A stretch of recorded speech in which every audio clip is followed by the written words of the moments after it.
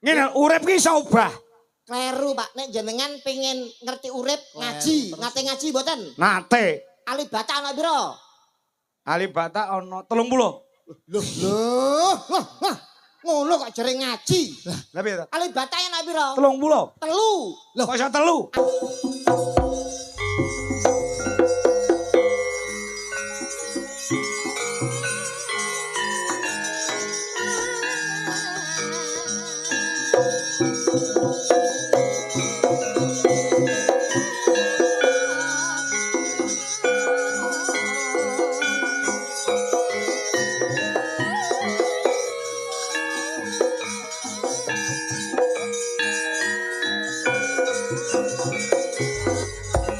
Anyarne.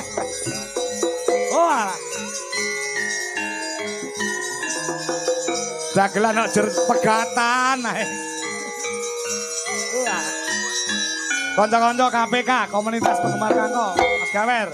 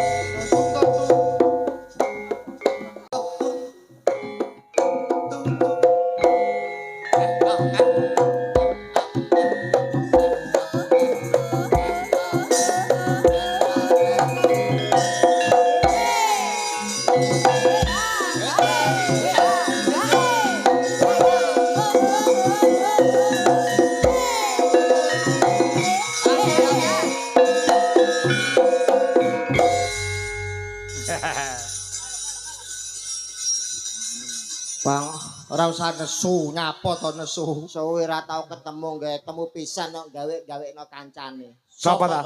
Lah niki pengendange jenengan niki ta, Mas? Wih jenenge Farel Prayoga. Mas Farel yo ngono. Kendanganmu sapi gugu kok sombong ora gelani. Sampean iki ketoke ndek masalah karo tukang kendang kok, Be. Masalah apa suwi ora tau ketemu temu pisan kok garap kancane. Apa ra isin dipisani Pak Sarmuji? Pak Hadi Setiawan. Rama Bargowo. Rama Widodo. Widodo kok Bargowo. Aja Rama Widodo sing gagah kaya Rama Bargowo. Mas Farel. Arep mirang-mirang. Ape mirang-mirange Mas Adi TB sampean? Aku sebagai adik grup anyar. Apa mirang-mirake bosku sampean? Isin di sini wong. Ngisin-ngisini. Sampean iki lho Mas, ora usah meliak-melilik. Tak cepoti matamu. Gembagus. Roti-roti kleben-kleben tak iwangi, Be. Saiki biyen-biyen. Tinggine munggah ben, gematine ra kaya biyen. tenonge dilumahke, Mas. Ngomongnya dikenahne, Mas. Mas Gemagus. Gemagus kowe. Sri Uning Mustika Tuban. Nek ra penting ora usah weanan. Ya ta, rumangsane kaya pinter-pinter ngendang dhewe. Pinter-pinter ngendang. Alah Mas. Ayo, alah Mas. Alah Mas. Kaya pinter, bagus rupamu. Bagus rupamu. Pari keset dadi ratu. Sakit hatiku, seperti ora. Kan ki nyapo ngono lho. Pondok. Pondok wisata religi. Dadapan wisata religi. Wes ora ngomong dadapan kok. Kene hati-hati kene. Ngopo? Pilih jeng dalu Mas Kangko. Sing dalu. Sowan ning gone Mas Kangko, nek omong sing hati-hati. Iya, Mas. Kowe mergo bengi iki kan magang. Apik elek tergantung iki. Iya, iya, Pak. Di sini trae dalang. Mas Tangkoi. Traing Kusumo rembesing madu entuk entuk kekancingan saka Kasunanan Surakarta Ki Kangko KRT GJ. Artinya Kereta malam jugi jadi. Kanjeng Rageng Tumenggung. Boten ngomongane aku tak pangajikan kali Pak Kangko. Assalamualaikum Waalaikumsalam. Dene tepung Cak Bagus. Nggih. Iki pancen anu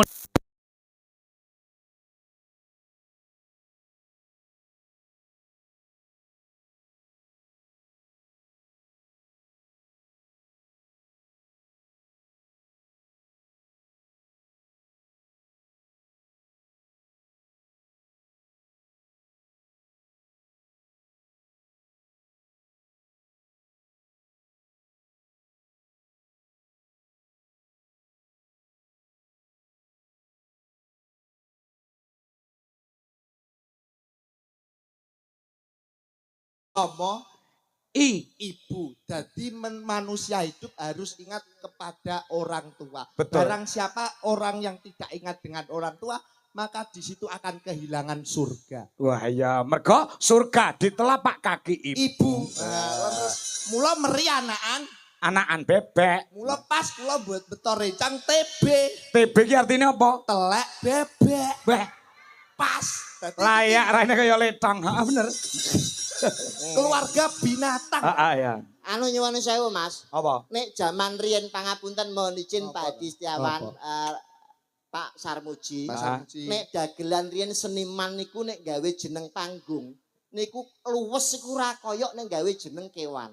Bener, Oh, Pak. iya. Contone kados niki Meri. Meri. Kula TB telek bebek, Ah. enten Cak Percil. Percil asine jenenge Deni ning Deni. kondange Percil. Lucy Brahman. Lah. Ya, kewan meneh. Mbah Narto Gudel. Narto, Bapake Mas Ranto Didi Gudel, Kempot, nggih. Solo. Mbah Ranto Gudel. Jenengan nek pengen luwes Mas, asmane jenengan ganti aja kok Anom Dwijo Kangko, kurang luwes. Ben luweh kondang. Jeneng ganti jeneng kewan. Kaya Ki Kangko Tekek. Loh, apik. B. Apik niku pripun? Iya. Saya, Pak. Luwes Mas. Iya, apik. Ngoten lho. Ki Kangko tekek. Ah, Dalange sapa to, B? Kangko Tekek. Baru cepet kondang Mas. Omong ngawur Nggih. ning ora-ora. Bilo jeng dalu alhamdulillah Mas. Iya. Saged panggih wonten Desa Bulu Pasar, Kecamatan Pagu, Kabupaten Kediri dalam rangka pelestarian seni budaya yang diadakan Dinas Kebudayaan dan Pariwisata Jawa Timur bekerja sama dengan anggota DPRD Provinsi Jawa Timur Bapak Hadi Setiawan. Nggih. Luar biasa, ini menandakan leres ingkang panjenengan aturaken bahwa Jawa Timur sekarang menjadi tolok ukur untuk mencari jati diri bangsa karena Jawa Timur merupakan pintu gerbang Nusantara. Tepuk tangan buat Jawa Timur. Luar biasa, luar biasa. Dalu menika dirawuhi para pepunden-pepunden Betul. yang luar biasa. Pak Sarmuji Mas, doangu mboten Sekjen kepareng. Pak Golkar. Sekjen Golkar, Nggih. Wilujeng Rawuh, Pak Pak Hadi. Hadi Setiawan, Nggih. bapake seniman Kediri Mas. Sapa? Pak Hadi Setiawan. itu. Oh, nggih, aku wis kenal wis suwe kok. Ah, saestu nek ditangisi Pak niki nyuwun wayangan. Oh, kono wayangan. Lho, sing dilalah niku lho Mas. Geni panggonan sing didamel gelar acara ngaten iki. Teng desa sing wis suwi nek bersih desa ora tahu wayangan. Oh iya. Ngendi to? Bu nyuwun sewu Bulu Pasar niki sering wayangan mboten Pak Bu? Lah, ini artinya apa? Bahwa mengedepankan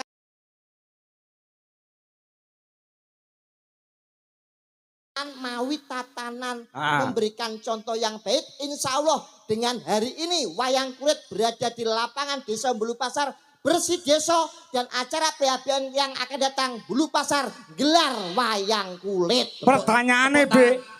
Sing nanggap sapa? Rakyate kon urunan. Sampean kok bingung sing Ora nanggap apa-apa, sapa? semua demi kesenangan dan hiburan masyarakat. Betul. Alhamdulillah kula teng main teng Belu Pasar iki ya ana senenge ana susahe, Mas. Senenge apa? Ning kene iki kon seneng-seneng aja nganti susah mergo piyai sing rawuh padha kepengin bungah nggih to, Mas? Betul. Ngono. Senenge kan saged silaturahmi kali Pak Hadi Setiawan, Ah. Pak Sarmuji warga masyarakat Bulu Pasar. Lah susahe. Bingung golek nggon nguyuh. Lha kok iso? Lah lapangan sakmene arep nguyuh ning ndi ramene ragani. Niki lho, sindene jenengan sing kurang ajar. Ngapa? Mayang nguyuh ning goreng guri trek iki suarane masyaallah ngageti wong, Mas. Mayang bocah cilik pipis plek iki koyo nyeluk kancane nek pipis. Piye? Aku pas iki sapa nyelak-nyeluk kok. Lah pancen ning lapangan nyados saka kamar mandi kok. Lah, Kuwi nek mayang. Sing kebangetan garwane jenengan. Butuhi to? Buduwe iku ya ampun piye. Pipise kaya wong nyigar keramik piye. Begitu mek tekel cecet terus diangkat. Alah kowe ra ro kowe ngonangi mayang karo buduwi. Aku lho Mas Kangko. Apa? B ngonangi buke iki lho. Burini, Burini. nyapa? Bareng tak iku kok ya kaya sinden sing anu pun sepo Burini ya. Tak tutue buri. Warunge pojokan kok langsung piyok. Piyok. Ora aku jane ngendhok apa pipis. Warung Oh, mboten niki namung Gojek. Ini luar biasa dalu menika, Mas. Iya. Wis mugi-mugi nderek dedonga sedaya warga masyarakat Bulu Pasar ingkang rawuh pikantuk berkah barokah, pikantuk rejeki ingkang kathah duwite lancar amin Allahumma. Amin. Kadese Pak Agus, Mas. Apal. Kiai Bulu Pasar. Kadese asmanipun Pak Agus. Bulu Pasar itu terdiri dari 2 dusun, 10 RW, 35 RT, jumlah penduduknya 4.293, rondone 624. Waduh, kamu rondone apa men? Kowe cah Tuban iso ning kene. Kaya sensus penduduk Tepang kali Pak Agus. Oh, saking raketmu. Raket. Jadi apal jumlah wargane, apal jumlah rondone. Iya. Sampeyan ra oleh ngono, Mas. Rondo ya rondo, mergo ra ndek bojo iku jenenge rondo. Kowe ngerti rondo ra? Nek kowe ra tresno karo rondo aja mbok sia lho. Ngawur ae. Ning kene iki rondo aja geman mbok sia-sia. Nek apa meneh mbok peksa kowe nek ora tresno kek bali desa. Ben dipangan kami tuwa. Kami tuwa sapa? Suwadi kami tuwa. Kami tuwa Kamu sing ora-ora. Wong sabar umure dawa. Nggih. Insyaallah warga masyarakat Bulu Pasar kabeh pinaringan bagya mulya. Ngono. Amin. Parian. Aja kalah karo Pak Sarmuji. Pak Sarmuji parian lho mau. Kula ge saged. Heeh, kowe iso? Saged. Gage parian sing apik. Numpak dokar nggawa cengkeh. Heeh. Muga-muga wong sak Bulu Pasar duwite akeh. Amin. Kae. Ngono. Pentol korek ya. Manggerian. Apa? Jenengan mau pariane napa? Wong sabar umure dawa. Insyaallah piyai Bulu Pasar bakal pinaringan bagya mulya. Dongakno gawe pantun. Oh iya no, aku nderek Pak Sarmuji kok. Nyuwun sewu ngaten iki bener napa salah? Ya bener. Sing ngomong bener sapa? Ingsun. Jenengan nate ngertos para kiai alim ulama sanjang teng santrine, "Le kowe nek ndongakno gawe pantun." Enten mboten? Ya ora enak. Sampeyan ngaji nyantri mboten? Ya nyantri. Lho, lah kok ora ngerti tembungan iki? Piye ta? Nek jenengan nyuwun sewu ndongakno gawe pantun, malaikat nyatete bingung. Lah dalah. Kok iso bingung dasare? Lho, nyuwun sewu saiki nek kabeh ndonga gawe pantun. Pantun. Jenengan ngerti wong salat teng masjid, imam napa ora bingung? Kok iso? Lho, pas salat Allahu Akbar, gawe pantun to. Budal sekolah mangan es krim, bismillahirrahmanirrahim. Main dadu tengah alas, kul a'udzu birabbinas. Lho iki salat bare jam pira?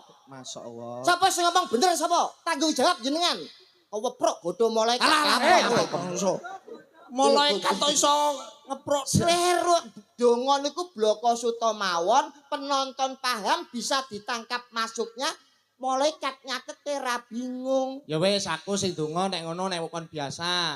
Iya. Muga-muga sedaya warga masyarakat Bulu Pasar panenane kathah melimpah tur turah-turah amin Allahumma. Amin. Dongane niku ngaten niku. To the point. Langsung to the point. Mula dalu menika dirawuhi penggede-penggede yang luar biasa. Betul. Dirawuhi Pak Sarmuji, Pak Hadi Hadi menika Setiawan. adalah contoh pemimpin yang mengedepankan seni budaya. Barang siapa pemimpin yang mengedepankan seni budaya, insya Allah akan amanah tur barokah. Amin Allahumma. Amin. Kula wonten anu Pak peribahasa Berbahasa mengatakan. dari Bapak Pendidikan Nasional. Bung Tomo. Oh salah. Tak tanya saya. Jalan ki piye jalan ki? Yo saya pasar besi tuh isin aku, isin. Pak, dalang kodang kok. Bapak pendidikan kok Bung Tomo buku apa lho? Lah aku sak jeplake kok. Bung Tomo niku pahlawan nasional. Iya. Bapak Pendidikan Nasional kuwi lek boten kletu Ki Hajar Dewantara. Wah sampean ki kaket Ki Hajar Dewantara kuwi duwe adik jenenge Bung Tomo. Kakek neng dadapan lho kemarin.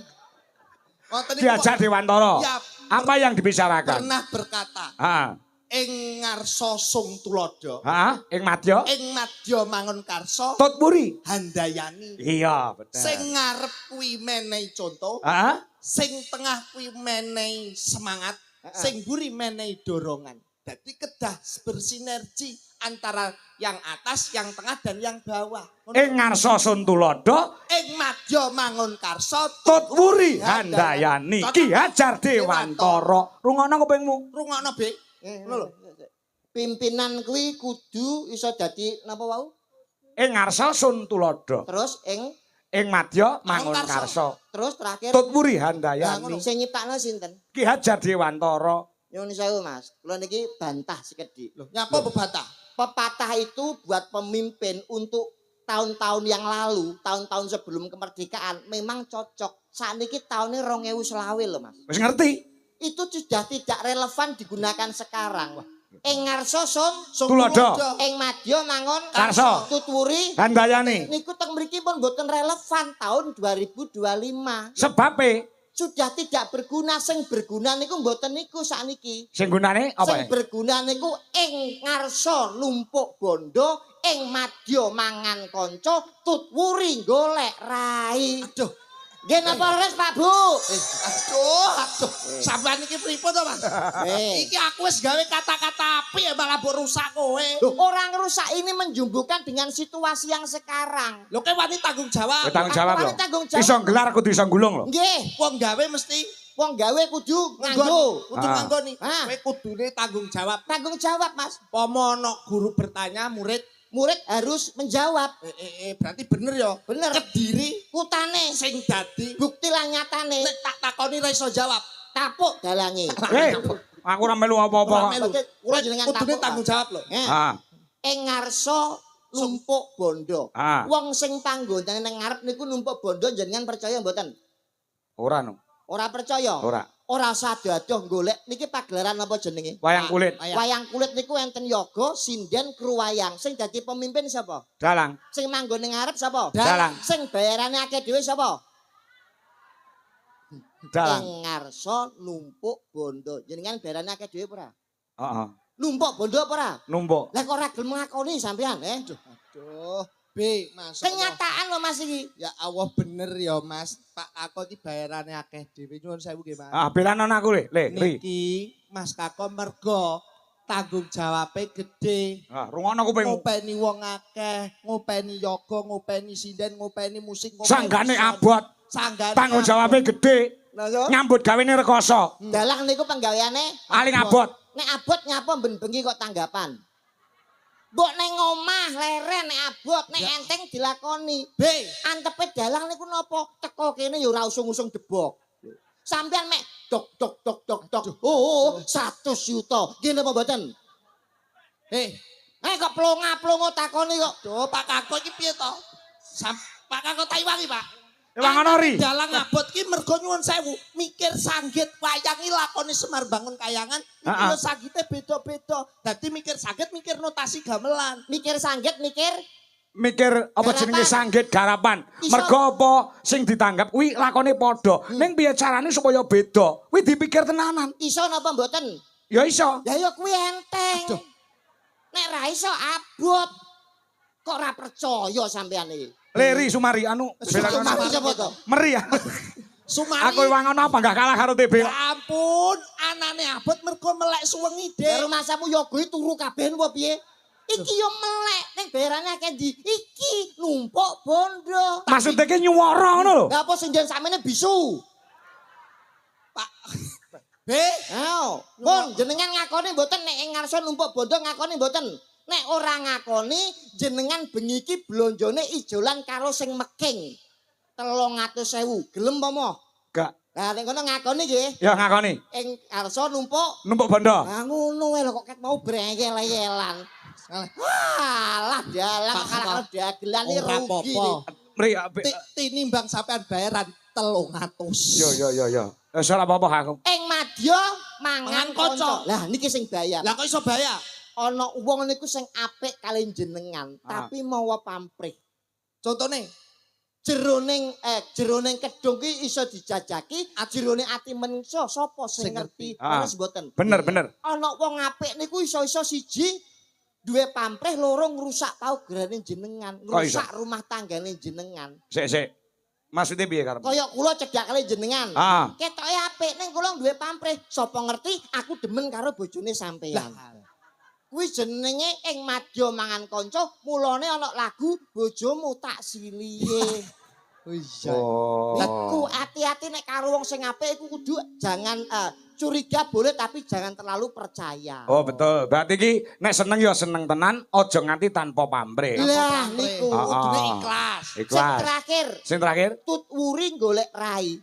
Nyuwun sewu, iki muncul nek pas menjelang pilkada utawa pilihan lurah. Lah kok iso? Umpamane kowe calon lurah, Aku kowe lurah. calon lurah. Aku golek rai. Pak niki lho Pak. Anak buah kula wong 300 jenengan pun pek-pek kabeh Pak. Wah, jos no. Satusan mboten napa-napa. Iki Pak. milahku tenan. Heeh. Matur suwun, Mas. Mangke kepanggih calon liya neh, Pak niki lho Pak calon kula. Lah niku, mulane ana nek mlumpat pager duwe entek dipangan kader. Niki sesuai dengan kahanan. Oh, berarti jebol omongane bener, Mas. Wah, Iya. Yang sesuai dengan kenyataan 2025.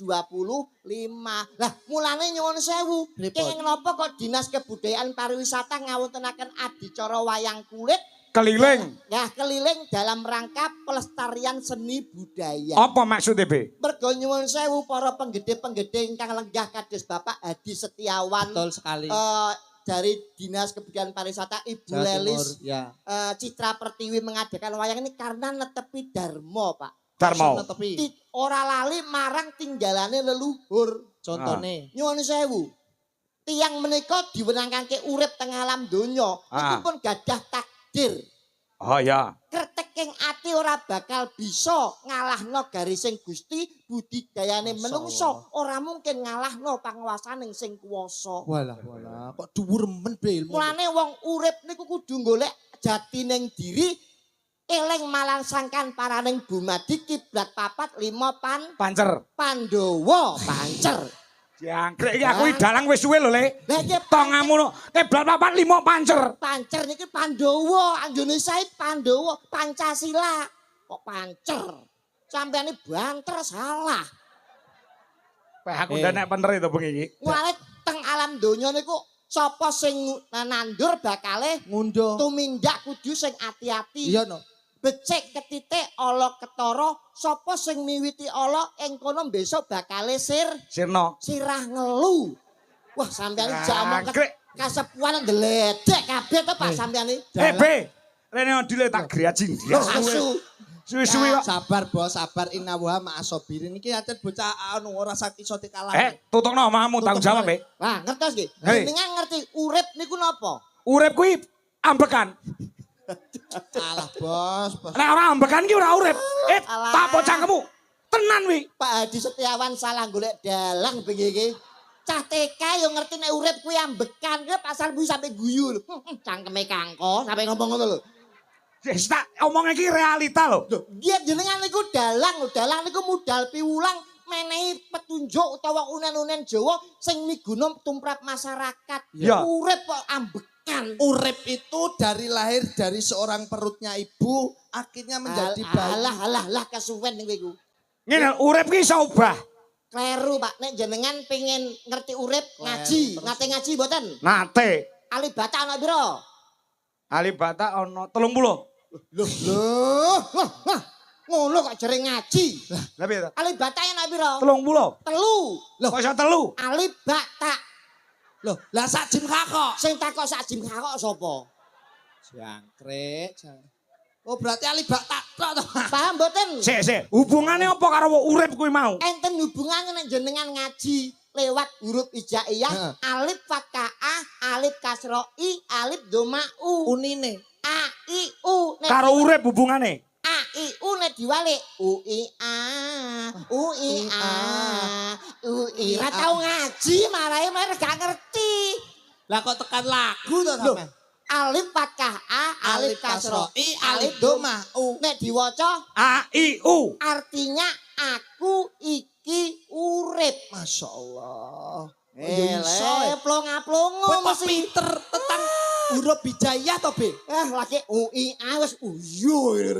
Ora lho hubungane urip karo alif fathah, alif kasroh. Alif fathah, alif kasroh, I. alif doma, U. wacane napa? A I U. Niku singkatan yang artinya A niku aku, iku iki, U urip. Aku iki urip. Lah, paham ora? Paham? Dicatet ora paham dicatet. Ngono. Catet to, Pak. Catet to, Pak. Goban Sampeyan goro-goro. ketane Yo. bes kapan kerisan tapi Lolok. isin Ya. karo pasar muji ya. Dalang mbok lolak-lolokno lho. Masalah agama, Mas. Oh iya. Urip niku asale saka sapa? Saka Gusti Allah. Alah kemeruh sampean iki. Dari bapak dan ibu. Urip kuwi asale saka bak fatkabah, bak kasrobi, bak domabu, Diwaca babibu, tegese babi bu. bapak rabi ibu. Oh iya. Cocok. Paham ora? Ikra loro dilawah. Berarti urip iki saka bak fatkah, Bak kasrobi, bak bak domah, bu, babi, bu, bapak, rabi, ibu. Oh, lah urutane wong urip iki piye? urutane wong urip ku diwiwiti saka kapan nganti kapan? Saka lahir. Ini jadi ngomong apa tak ketau jare iki. Kok ngomong apa iki? Blas. Enten dasare urip iku diwiwiti saka tak fatkata, tak kasroti, tak domatu. Artine Tak titu. Balita nganti tuwa. Itu yang dinamakan siklus kehidupan sing dijenengo urip. Dadi wong urip wajibe Kudu golek gendaan. Dirungokne tenan. Ya ampun. wong urip wajibe golek Kebajikan. Lah, Fastabiqul khairat. Walah, Berlomba-lomba dalam mencari kebajikan. Wah, sampean tajak ngomong agama plongo. Loh, sampean kenyek Pak Kanko iki wa turunane sesepuh yang luar biasa loh. Omong ngono ri. Nggih dalang kondang pencipta lagu kondang. Kiai, Kiai. ustad, Ustad. penceramah. Kok sampean nyek plongo. Ojo kok ngandalno bapake nyuwun sewu. Apa mesti nek anak bapake kiai, anake kiai? Ya sak ora-orane kates ki ceblok ora adoh saka wite. Ngono. Lho, ora iso jangan dipangan kiri. Tetep adoh. Kacang iki ora ninggal ajaran. Alah kacang polong, kacang polo. Oh iya. Terus karemu piye? Terus Maksudnya maksudnya nyuwun sewu lho, Pak ngaten lho. Jeneng awake dhewe ku sesuai dengan dawuh panjenengan. Ngapa? Awake dhewe iki iso sukses karena tirakate wong tuwa. Kados panjenengane Bapak Hadi Setiawan yang lenggah sebagai anggota DPRD Provinsi Komisi B. Iki pahala sudah memberikan banyak sekali rezeki, UMKM berjalan dengan pesat, perekonomian di Bulu Pasar niki maju. Oh iya. Mergo tirakate wong tuwa iso sukses. Lah semanten ugi lak ya kaya Mas Kanko to, Mas. Bapake sukses, kula turun ning anak-anake ya sukses. Jenengan kali kula padha. Kok iso? Pak kula niku lek tirakat niku walah Pak kula nyuwun sewu Mas. Apa? Oleh tirakat niku direwangi topo pendem wiwit tahun 2015 nganti saiki rong metu Mas. Mas, Tenan Mas. Pon bapakmu wis ora ono lho. bapakmu wis mati, clok-clok. Lho ki mati to? Mati ya topo pendem. Kowe goblok ngono to iki. Ora telepon aku. Ora telepon-telepon piyang mboro ki anak lek wong tuwa wis sedo. Ki dikunjungi utawa didongakne, Lah. dikirimi donga supaya wong tuwa penak ning kono. Kowe tau apa? Ziarah ning makane wong tuamu. Empen to. Hah? Tahu Wis piye? Nyapa? Malah tahu kleru lho Pak sini wong. Karo piye to, Ri? Lah niki lak kuburane niki bapake lak pelawak gundul sing Sandirono. niki. Aja ngomong gundul Rama Widodo ya gundul. Kok Tapi dianggep pakku. Pakmu lak gundul to. Wis ninggal. Ini kuburane Sandirono. Heeh. Kowe nyapa kok nyekarmu ning kene, kamangka iki kuburane Siti. Goblok. Ora nyekar ning kene kok nyekar gone Siti. Gosek teko goblok ning nyekarku jam pira? Jam 5 sore. Anane jam 5 sore aku nyekar ning pakku tapi sing tak sekar kok Siti. Mergo ning jam 5 sore bapakku dolan ning Siti. Sampeyan nyerahati jadwale lho kok ngelokno goblok niku. Pakmu dolan gone Siti. Ning Siti. Lah pakmu karo Siti pernah apane? Gendakane malah. Kadongan sakinah mawaddah warahmah. Ora ono wong mati kok gendaan. Wong mati ku ya dikirimi donga Al-Fatihah paling tidak kudu sing apik. Mergo wong nyekari ya kudu golek dina sing becik tur apik. Dina sing apik ning nyekar apa Mas? Jenengan lek sunahe anu Nabi Muhammad lagi malam Jumat. Malam semua.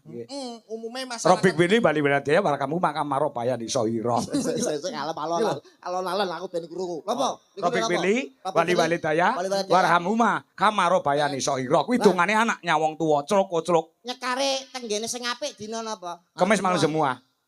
Wah, jenengan ora tau ngaji lho, ketok sampean iki. Kok iso lho? dawuhe kiai, dawuhe para alim ulama ya ngono. Aku iki estenyel masamu. Malam Jumat niku yang dilarang para kiai untuk nyekar atau ziarah kubur. Wek tanggung jawab lu ngomong. Nggih, jenengan ngerti puji-pujian. Puji-pujian piye? Saben malam Jumat ahli kubur mulih ning omah. Mbah-mbahmu sing wis mati malam Jumat iki mulih ning omah. Lah kowe nyapa yayakane kuburan? Arep gendak Siti saingan karo pakku, yo. Oh, ngerti aku. Gundul. Ngap lho. Oh iya kecelek Pak. Bener malam Jumat. Ya wis nek ngono digati Pak. Ganti apa? Ora malam Jumat. Heeh. Apa? Malam Minggu. Malah wong edan. Loh, nyapa? Malam Minggu malam yang panjang, malam yang asik buat pacaran. Malam Minggu kuburanku sepi. Wong mati-mati padha rekreasi ning dadapan, gembura, ngono kuwi. Wong mati kok dadapan omong. Kok iso. Wah, pokoke sedikit nderek seneng, Pak. Ha nggih. Nggih. Kabahku seneng-seneng derek ndedonga padha karo nenu-nene ora et labora. Bekerja sambil berdoa. Betul. Luar biasa, Ri. Alhamdulillah. Muga-muga kerasan yo. Pokoknya agar Ora iso kerasan piye aku jote saulan nak gelem metu tak pecat. Wis sing murah karo aku lah. Ya. Wah. Niki teruse Wonten pamundhut. wonten pamundhut. Saking menjerani Bapak Haji Sarmuji diutamakan dan didahulukan. Amin, Pak Sarmuji. Nyuwun lagu Kutut Manggung kagem sederek Kediri sedaya saking Pak Sarmuji. Lah iki. Umum musiknya urung muni diaturke sik terutama untuk beliaunya Pak Sarmuji. Nggih. Nah, iki mesti angger Golkar wayangan, mesti ning Jakarta ya wayangan. Amin, amin. Muga awake dhewe sik genti tahun ngarep go merono. Amin, amin. Sarmuji Pak Sekjen. tetep. Rizin Pak Sekjen.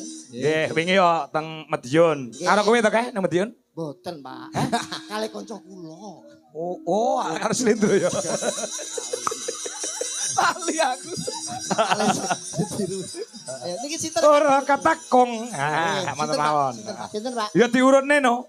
Diurutne. Oh iya iya. Wis saka genduk niken mengko brandang rono. Ah ya. Mbak Niken wonten to? Enek lagi. Nduk, suwi ra ketemu aku. Ya ampun. Wah, pantesan kok sindene Pak Tangko kok ana sing beda. Lah kok Niken ya. Duwe anake kon kaya Mbak Niken lho. Pinter, suarane apik, bocah ayu. Sregep salate. Heeh. Aja koyo anake TB. Anake TB piye? Anak lagi telu SMP kok wis meteng. Iya lah. Aja ngawur, aja fitnah tak tapuk. Lah anakmu kaya telu SMP meteng ngono. meteng apa to? Lah terus Wong wis nglairke ora kok. Saya Ora apa? berita.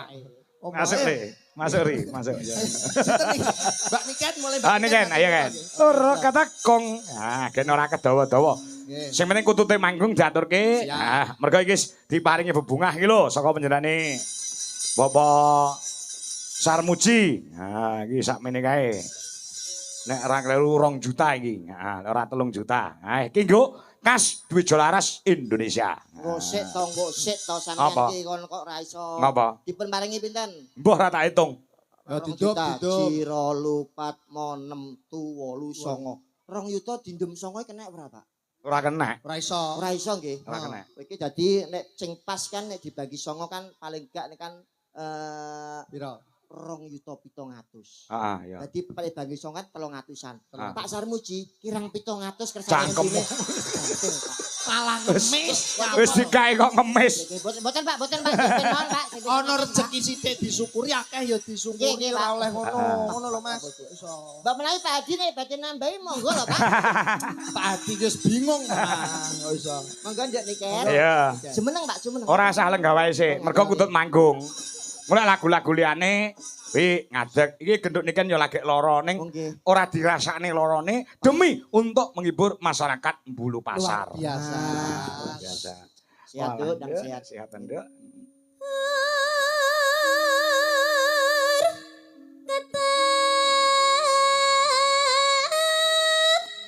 Kempule Gok. Meneh Gok. Meneh Gok. Ya.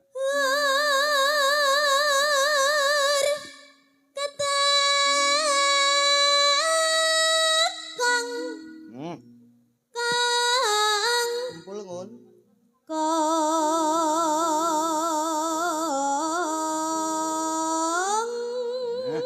Ya.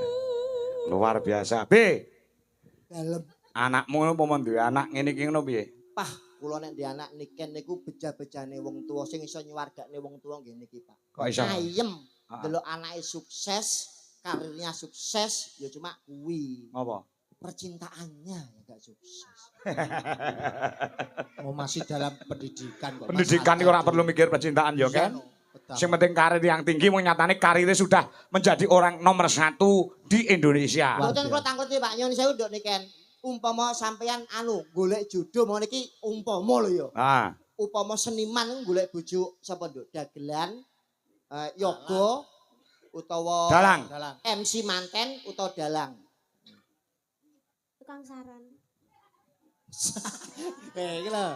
Pilihannya itu Yoga sing jelas. Ayo arep ngopo? Ora apa-apa. Ah. Lah kowe ngopo? Arep bagusi dagelan. Lho mboten nek pancen pilihane saran iki tak ya dia. apa to? Ngono yo ben pilih-pilihane Ora, dhewe. Lek seniman ki ya mestine sing iso kabeh. Ya Amin. iso dalang, iso ngendang, iso nyaron, iso gender. Aku Walah alah. Kowe dalang ora pecos lho iso sing ora-ora. Ora.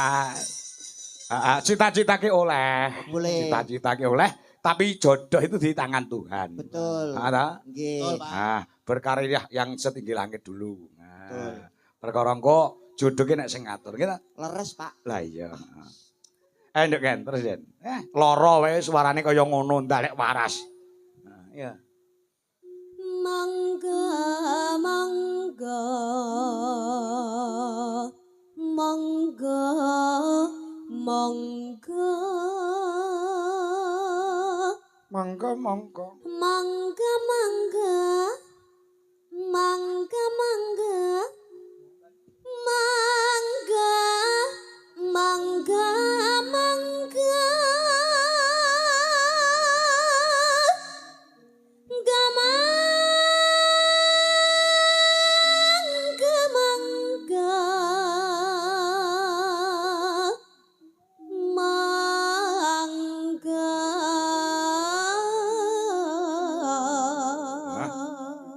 BTB.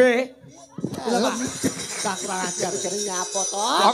Kowe ora tau petuk sinden kowe jagongan bae kowe. Mbok ngematke suarane niken. Nggih kula niki ngrasani denike. Rasane apa? Nyun sewu sakit tenggorokan niku damel nyun sekutut manggung kan suara pedhit niku. Iya. Apa gak krasa lara ngoten lho, Pak. Ya tak ngono karo bocahe tak ngono. Kenapa kamu tanya sama sinden-sinden? Kamu nggak tahu kalau di sini ada aku. Kan kamu bisa langsung tanya ke aku. Gitu. Kan kamu nggak boleh tanya ke mereka. Kan mereka nggak bisa jawab. Kan mereka juga nggak pernah merasakan. Yang merasakan kan aku. Seharusnya kamu tanya ke aku. Wes. Jangan tanya ke mereka. Bar iki malah opna meneh lho kok. Siti-siti wae nek. Iki mau ibuke ya wis WA karo aku. Pripun, Pak? Pak, titip genduk nggih niku nembe sakit. Lho kaya ngono ki lho, perhatiane mbokmu nyang kowe. Tenan. TB ini gadah resep damel swanten sae. Pak. Oh, ada. Apa? Mangke mawon kula kabari, Pak. Iki saiki butuhe. Kenapa?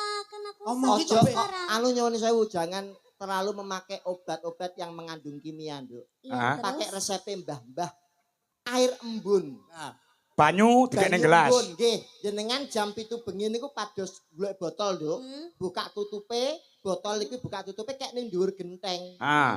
Lah, embune ben mlebu jam 5 esuk jupuk tutup kek ning ngisor longan. Terus? Lah, mangke jam 09 jupuken, terus kowe ning apotek botol kuwi buakan tuku degirol. Kuwi embun niku Pak Kas. Gedeg padha wae tuku obat ning apotek. Terus Tapi kan lek mau ngembun-ngembun kae ngrujuk raimu piye? syarat. Oh, syarat. Ya, angkrek golongane tenan. Kesarono. Iya. Ya terus, Nduk kan. Nah. Midangat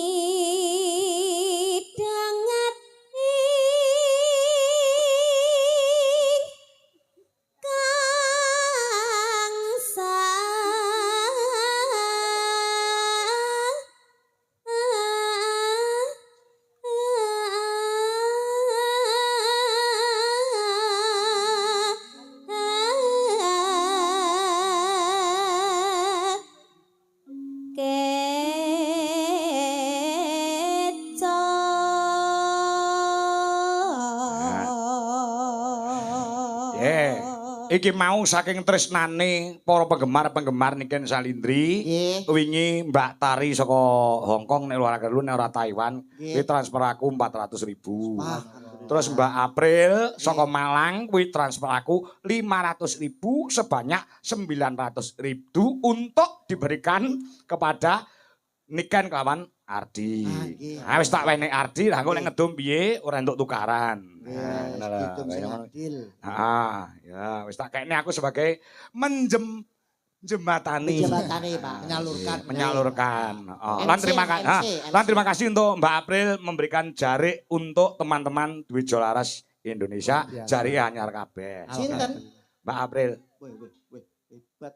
Piye? Dagelan ora, Pak? Ora klebu grup kok. Lho, kowe tak grup apa piye? Lho, purun to. Lah kon harian ta niki menan. Terima kasih Mbak April iki jarike padha kabeh sing dienggo kanca-kanca. Rezeki Pak nggih. Rezeki. Pasar Muji matur sembah nuwun. Apane? Lho, tak ilingno mbok menawa lali lho. Ngopo? Lho, mbok menawa ora maringi tak ilingno matur sembah nuwun, Pak. Nek tak ilingno. Nggih jarik ngono to. Nggih. Pasar Muji matur sembah nuwun. Minjing Pak nggih. Alah. Oh.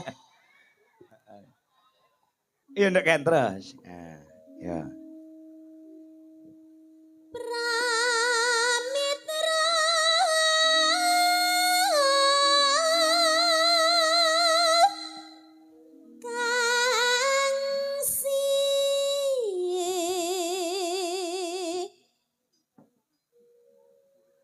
Nolya.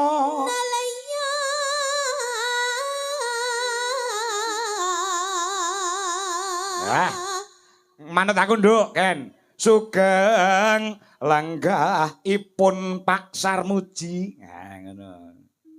Sugeng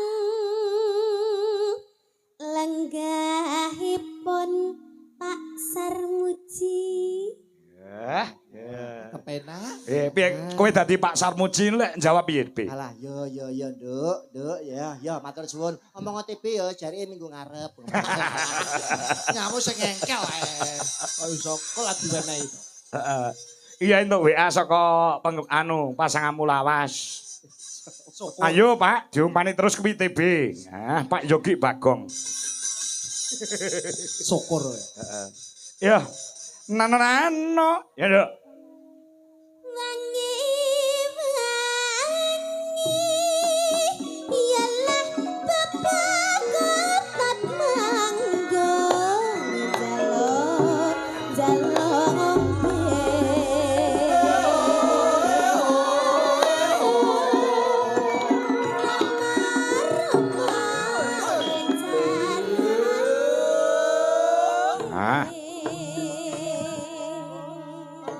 Men tenggorokane nganggo leren, Nduk, Ken. Ki dibantu karo ibumu. Ayo Bu Dewi. Nah, dibantu anake wedok. Iki wis kaya mbok karo anak ning panggung.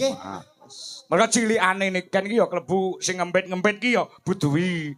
Aku barang ya melu ngempit-ngempit.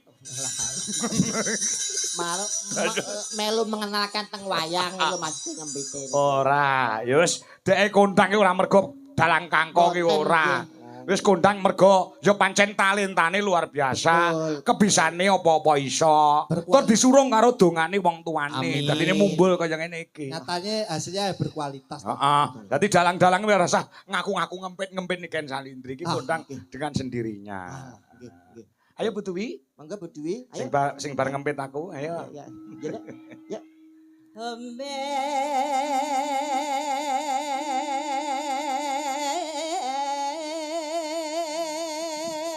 Kon dhuwur Bu. No.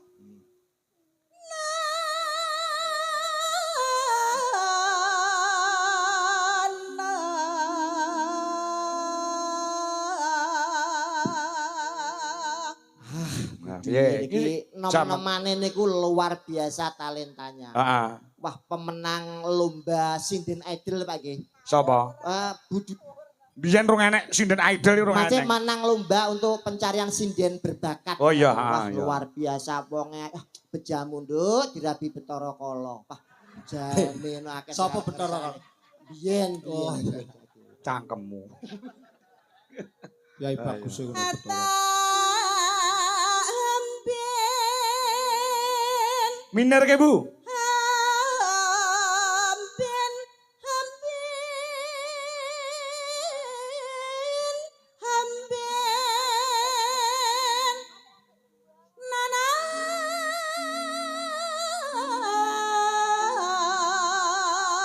Yuk.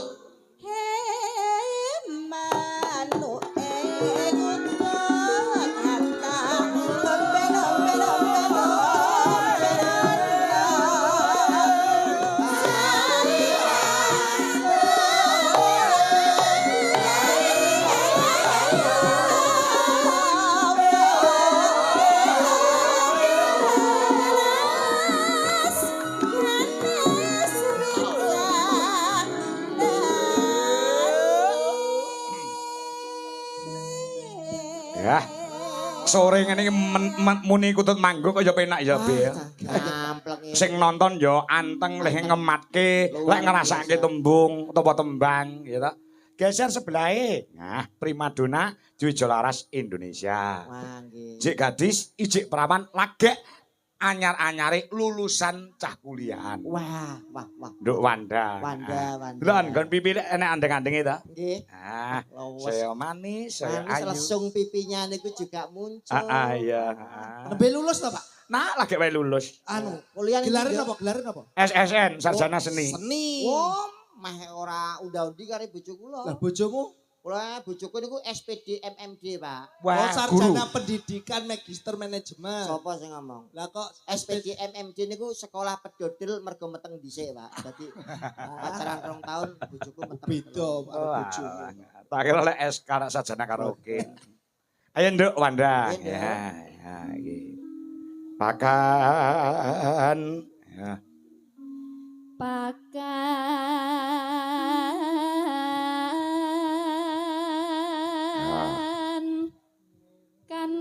kan pakan nono Ya. Kan kan pakan kan pakan pakan pakan nono ngono Nduk. pakan nono Pancen yo jek perawan ki arep makani manuk ki rada ora ragu-ragu. Belajar Urung kelino makani manuk. wis ora apa-apa lah. Ora apa-apa. Heeh. Nek sek wonten iki makane manuk 2 tahun. Nek lagi ngelus-ngelus tok, Pak. Heeh iya.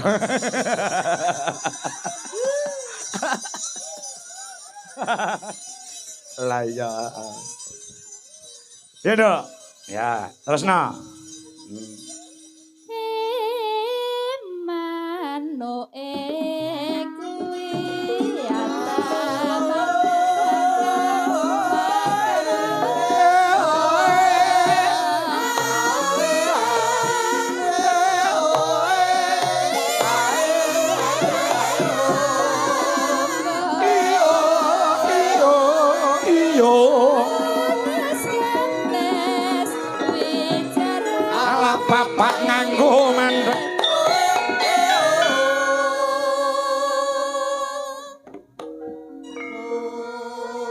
sebelahe.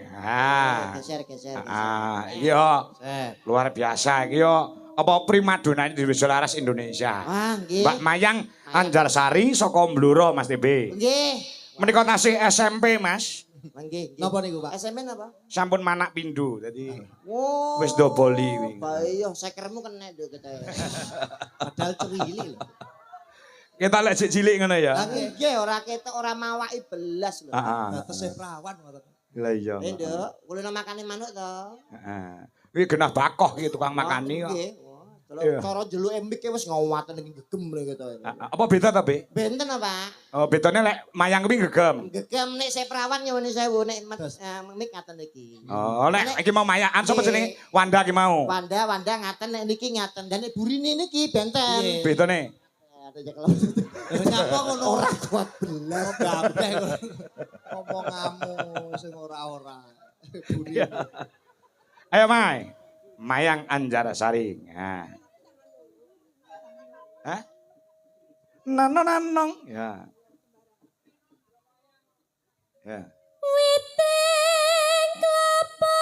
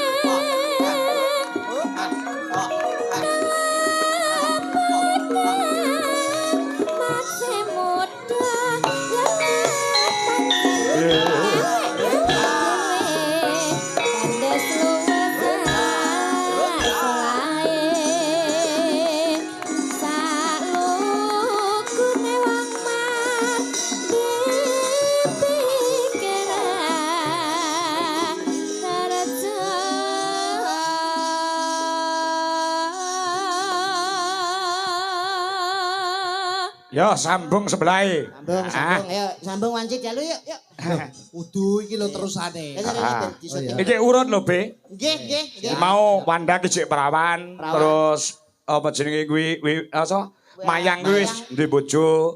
Lah wiwik ki statuse rondo. Sing arep mok pakane kami tuwamu ya kuwi. Kami to sapa? Pak Suwadi. Sapa sing arep ngekek bali desa ke sapa? Ora. Nek mulai legan diatur tindak teng bali desa. Kon ngapa? Alah teng mriko nggih tahlil kan mboten apa-apa. Iso ge tahlil. Kaya apa ya silaturahmi kok iso. Aja kek bali desa, kek nggon yoga wentek kok. Walah, buli ki sindian tambul. Wah. Alah. Keparat kuwi. Timbang nganggur, Mas. Lah iya. Yo, dientekne Wi. Ayo Wi. Wah Wi, ya. Bos. Wi. Wi.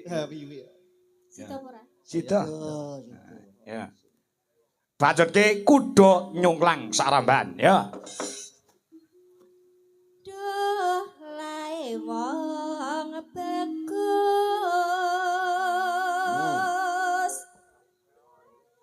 Yen tan weruh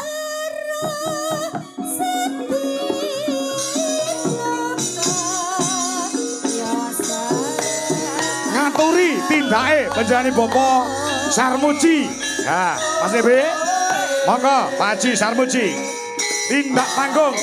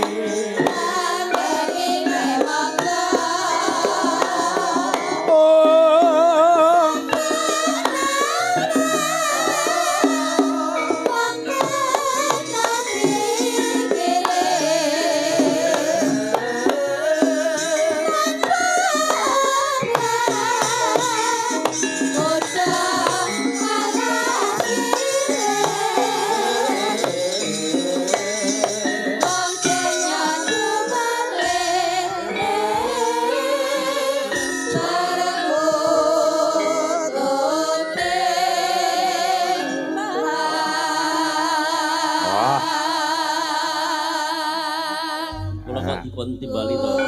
Nggih. Monggo Bapak kepareng menyapa warga masyarakat sing dalu menika penuh sesak wonten ing alun-alun Mbulu Pasar Bapak. Nggih. Nggih, dumateng sederek Kediri khususipun Kecamatan Pagu. Nggih. Langkung khusus malih Desa Bulu Pasar. Monggo niki kita nikmati pagelaran wayang ingkang sampun dipun wiwiti kalih Pak Dalang Dwijokongko. Napa tugas kula niki? Lah napa teng nek sampun munggah panggung menika nembang, Pak. Nah, Anu Mas nyuwun sewu. ngapa? Nek Pak Sarmuji kirang jangkep Mas. Terus ora Boten direncangi kali Pak Hadi Setiawan. Oh, Cak Hadi. Monggo Pak Hadi. Monggo Cak Hadi. Tak mriki. Kula rencangi para kamu pengentosi Pak Hadi caturan tindak mriki Pak Hadi. Komplit. Piyantun nek budaya niki minggah panggung wayang damel blangkon. Blangkon. Artine gamblangke lelakon. Sing kurang namung jarike, Pak. Blangkon sing apa ki mau artine? Gamblangke lelakon. Uga diarani iket. Iket. Iket. Iket tegese? Iket niku tegese iki lho. Ngraketke paseduluran. Iya. Ngraketke silaturahmi. Pancene tak tibi powintal. Alah pane melunas nggih ngaten iki lho, Pak. Lancar. Lancar ra Saestu, Cak. Saestu. Monggo. Pripun Cak Hadi dalu menika? Aku kulino pinanggih kalau beliaunya lek Cak TB. Nggih. Kula kali Cak TB niki pun ping 3. Napa nggih? Nggih, Pak. Langganan kowe sepindah teng Ponorogo. Nggih. Kali kadangi panjenengan ngapunten Nggih. wae kula kali jenengan. Nggih, Pak, kali kula. Kali terus sing kaping kalih teng Lamong. Lamong kala wingi. Terus sing ketiga teng mriki. Tur ping 3 niku pasangane ganti sedaya nggih, Pak. Lah niku sing kula herani Pak Dalang. Ya. Setiap ketemu pasangannya kok beda, namun sing pancet namun setunggal. Napa nih? Pancet gundul. Ngaten iki lho Pak Hadi mohon ping 3. Pak Sarmuji ping pinten, Pak? Pun kathah. Oh, nggih nggih. Penanggap Pokoke kenalan lama. Iya.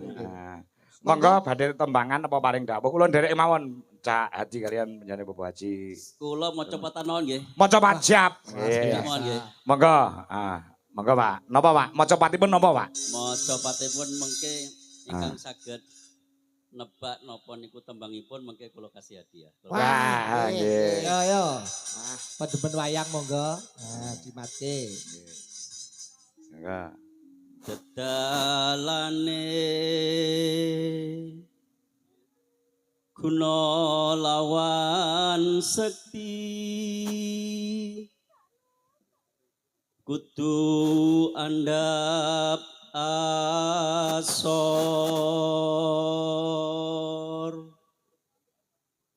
wani ngalah luhur wekasane tinung kula yen dipun dukani bapang den simpangi ana catur mungkur. Mbak bilih wonten warga Pagu napa desa mriki ingkang saged Bedhek. Monggo sing Bedhek. saged datang. Saged niku jawab. tembang napa? Angsal hadiah. Bang apa, Bi? Oh niku monggo. Sampun ngajeng monggo. Oh, bapake nggih. Monggo Banang. Iki Banang mriki Banang. Napa dandang gula napa? Nggih. Sinom napa ayo napa? Napa tembangipun ingkang dipun suwantenaken menjadi Bu Haji Sarmuji menika tembang napa? Monggo mriki Pak. Nah, Nggih. adepe mriko Banang. Nggih. Napa, Mbah?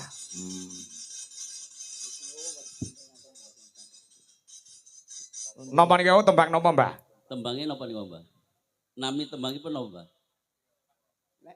Tembangnya nggih kula maca pat. Nggih.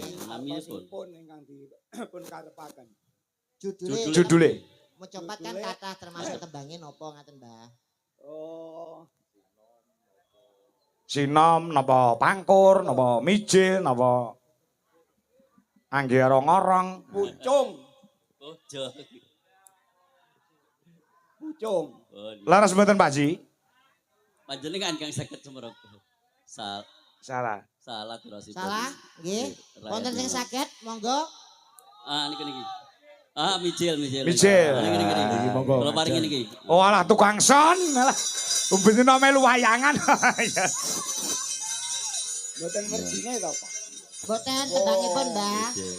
Pangapunten ingkang agung. Nggih. Kula pikir artose. Oh, hartos. Nggih. Wes alhamdulillah. Alhamdulillah. Nggih Mbah, matur sembah nuwun. Wah. Tetap dapat rezeki alhamdulillah. Dalem Pak Ji. Niku wau. Nggih. Rumiyin bapak kula menawi pitutur kali kula nggih ngaten niku. Oh, ngaten. Mbok bilih kowe besok ngadepi wong sing luwih sakti, sing luwih luhur, kira-kira ngoten niku wau. Dedalane guna lawan sakti. Nggih. Kudu Antap asor. Nggih. Wani ngalah luhur wekasane. Lebih baik mengalah. Betul. Tinung kula yen dipun dukani nek didukani Kendel. Nggih. Ana catur mungkur nek ana omongan sing ora penak diungkuri mawon. Nggih. Niku menawi tiang alit. Nggo. Pitutur kangge tiang ageng nggih wonten. Napa niku Pak Ji? Kinten-kinten wonten mengke sinten ingkang saged nebak niku tembang napa mengke kula paringi hadiah. Oke. Siap. Siap. Ayo perhatikan. Ana pacapanipun Adi Guna Adigang Adigung.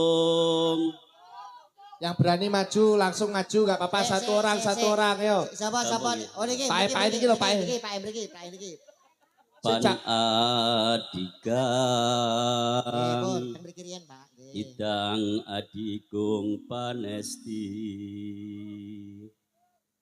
Adi Guna ula iku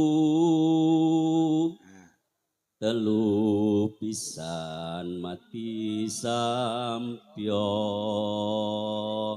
Niki tembangi jenisnya apa Mbah? Jenisnya napa teman? Rambu. Kalau Pasar Muji, Pasar Matur sembah nuwun. Nggih. Cair. Wis seneng bojone nggo asok mekar sesuk. Niku wau tembang kagem tiang ingkang gadah pangkat, sedikit kemawon, gadah derajat, gadah keagungan, boten angsal Adigang Adigung Adiguna. Ya, niku wardine tembang. Dadi panjenengan iki lek nembang sing mawa makna, mawa teges, mawa pitutur. Padi mangga padi nek badhe niku sing niku lho Pak. Tor monitor ketua anggota malam Lagu saiki. Padi ora iso. Ketua niku Pak. Kula boten saged nembang, boten saged napa namine nyanyi, terus kula nyuwun lagu mawon. Oh, ngaten. Tembung mawon. Tembang napa? Nggih. Kangge masyarakat sedaya kemawon Bulu Pasar sing sregep nyambut gawe perahu layar. Semua sinden berdiri nyanyi sarang-sarang deh Pak. Berjoget bareng-bareng, bergembira bersama untuk pelestarian budaya. Pinter Pak Dalang ben nyaweri wakek kabeh.